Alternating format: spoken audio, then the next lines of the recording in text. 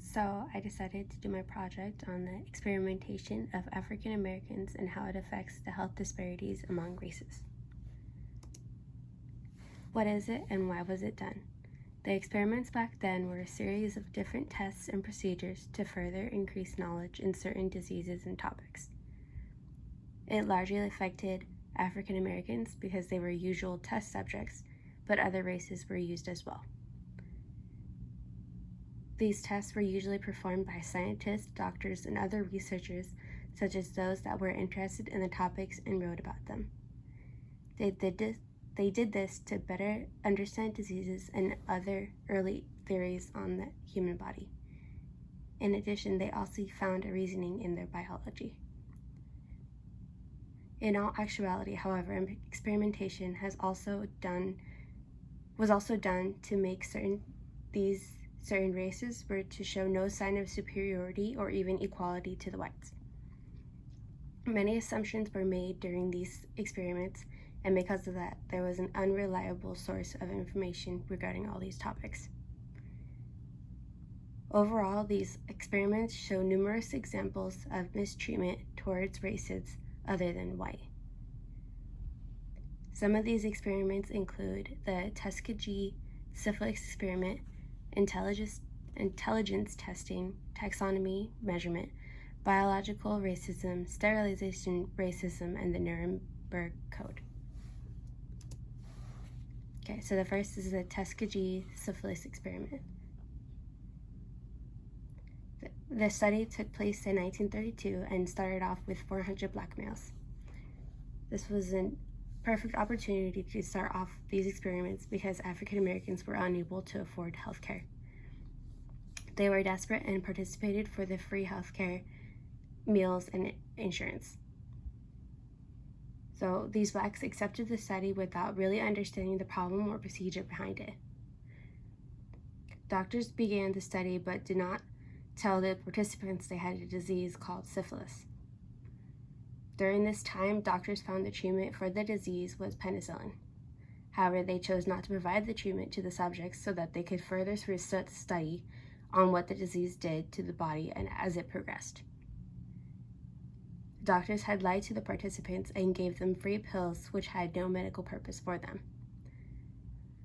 The study was unethical in the case that African Americans were treated as lab rats. They were given no right to know what was happening to their own bodies, which led to their families being affected as well. The participants were simply waiting to die, and doctors did nothing about it. And so these pictures are from the Tuskegee syphilis experiment. The picture on the left shows a news article saying germ warfare declared against blacks. Hundreds of black men discovered but massacred in syphilis experiment. Notice how the word syphilis is on the man's face. This could be a good way of symbolizing that this disease has defined them and took their own dignity away. The picture on the right shows a doctor testing a black man for syphilis. It's important to point out that the doctor is white and is in nice clothing attire, whereas the black man looks like he's been wearing the same clothes for a while now.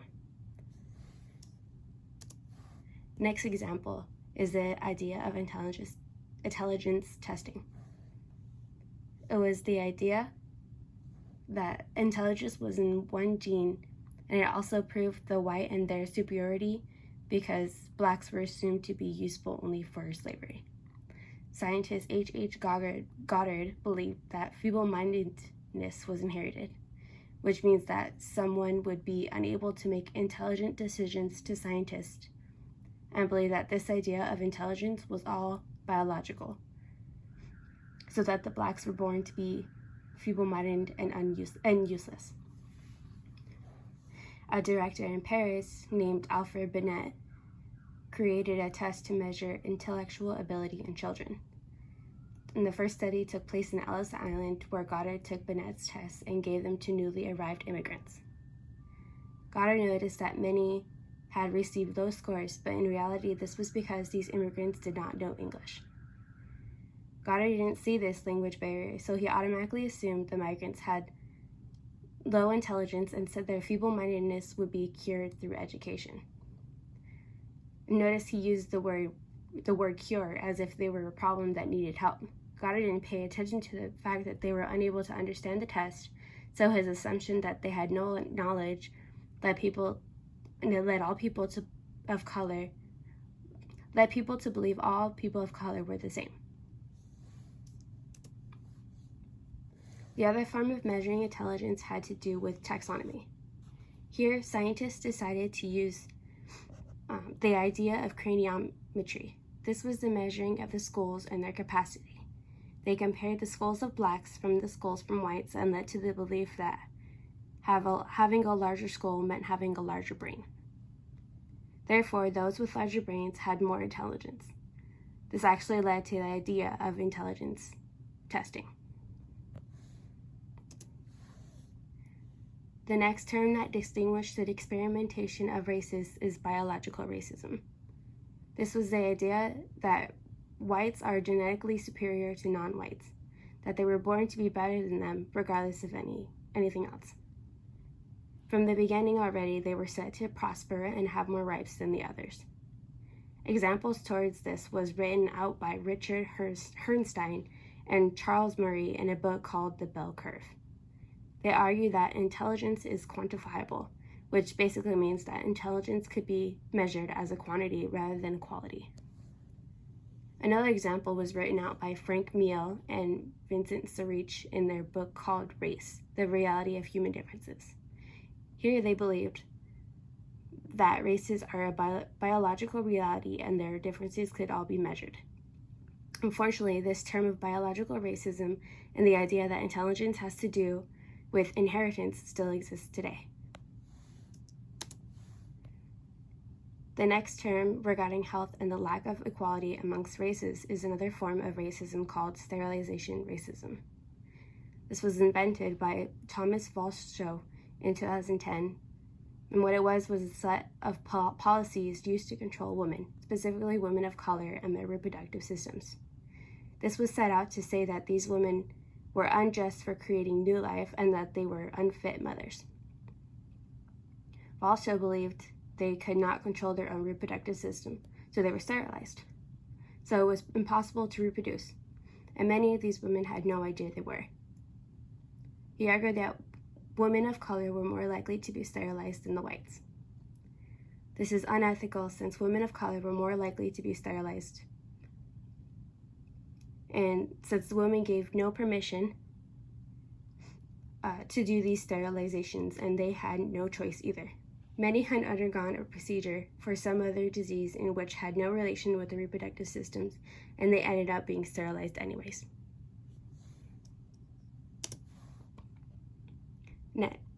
Next, there are other ideas of health disparities. A lot of them has to do with their socioeconomic status. In fact, in 1847, when slavery was still prominent, there was involuntary experimentation on African Americans done by American doctor James Arion Sims. It is said he, quote-unquote, carried out horrific operations on enslaved women without their consent.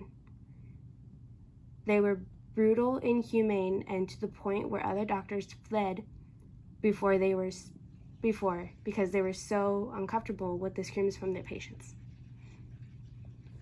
Even recently, African Americans and their life experiences differ because of inequality. Overall, it's shown that blacks have a higher risk of death than any other race. In fact, according to the CDC, blacks have a 32% higher age-adjusted death rate than whites for all causes. It is argued that those with higher incomes live longer, healthy lives, so those that are in poverty will eventually live the opposite, short, painful experiences.